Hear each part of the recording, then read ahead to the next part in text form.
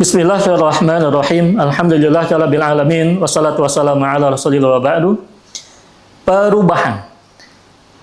Tentu dalam hal ini pemirsa bertanya-tanya, perubahan apa yang kemudian dibawa oleh Islam itu sendiri?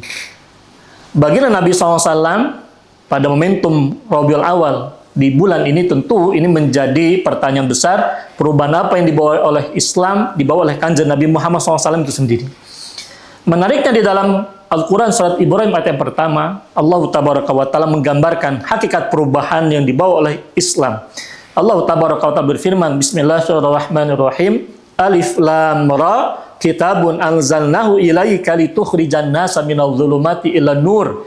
Alif Lam Ra, kitab suci ini. Anzalnahu ilaika, yang kami turunkan kepada engkau Muhammad SAW, litukhrijan nasa minadh dhulumati ilan nur, agar engkau wahai Muhammad SAW mengeluarkan umat manusia dari ragam kegelapan-kegelapan menuju satu cahaya. Pertanyaannya adalah kegelapan apa yang dimaksud? Di dalam ilmu bahasa Arab ketika Allah berfirman litukhrijan nasa, ini menggambarkan adanya hikmah, bahwasanya di antara hikmah diturunkannya kitab suci atau risalah Islam itu sendiri kepada Kanjeng Nabi Muhammad SAW adalah untuk mengeluarkan manusia dari satu keadaan yang digambarkan secara bahasa kiasan, litukhrijan nasa, mengeluarkan umat manusia minadh-dhulumat, dari ragam-ragam kegelapan menuju satu cahaya. Kita mendapati bagaimana kemudian masyarakat jahiliyah ketika Nabi SAW diturunkan. Masyarakat jahiliyah mereka menyembah berhala. Bahkan di dalam peristiwa Fatu Mekah ada sekitar 360 patung yang dibersihkan oleh Kanjeng Nabi SAW di sekitaran Ka'bah. Islam datang jelas mengubah keadaan kaum musyrikin yang tadinya mereka merendahkan diri, menyembah berhala, patung-patung Hubal, Lata, Uzza dan sebagainya. Mereka pada akhirnya bertauhid, mentauhidkan Allah Subhanahu wa Ta'ala, beribadah kepada Allah Subhanahu wa Ta'ala semata. Bayangkan masyarakat jahiliyah yang tadinya mereka mengubur anak-anak perempuannya, ketika Islam datang mereka menjadikan umuka menjadikan ibunda. 3 kali disebut, ditekankan urgensi kedudukannya oleh baginda Nabi SAW. Diperintahkan pula oleh Al-Quran berbuat baik kepada mereka. Bayangkan, ketika kemudian di masa jahiliyah, masyarakat Arab jahiliyah, mereka melakukan perbuatan-perbuatan keji lainnya. Bagaimana kemudian mereka bisa berperang di antara suku-suku Arab, ketika ada salah seorang anggota suku yang bersalah, maka akan dibela oleh kelompok dari sukunya yang sama, tidak melihat apakah itu benar atau salah. Islam datang kemudian mengajarkan innamal mu'minuna ikhwatun fa aslihu baina akhawaykum.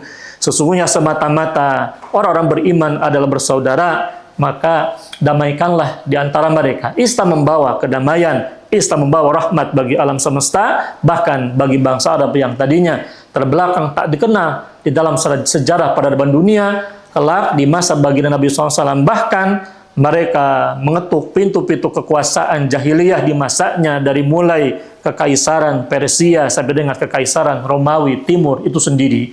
Kita mendapati bagaimana kemudian Nabi SAW mendidik para sahabatnya agar mereka memiliki tekad yang tinggi.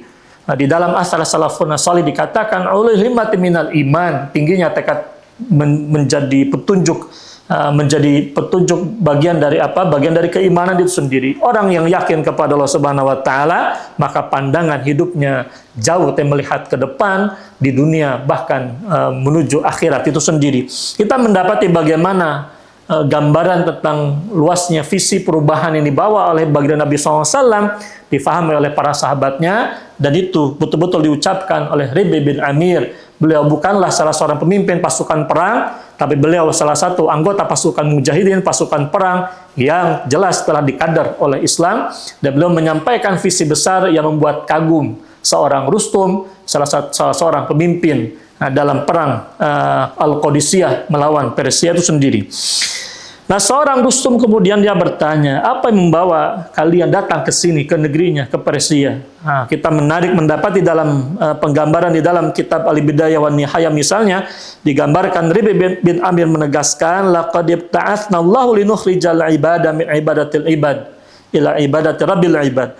Sesungguhnya benar-benar Allah telah mengirimkan kami untuk apa? Mengeluarkan hamba dari penghambaan kepada sesama hamba menuju penghambaan kepada Allah, Rabbnya hamba dan bahkan Rabbnya alam semesta itu sendiri.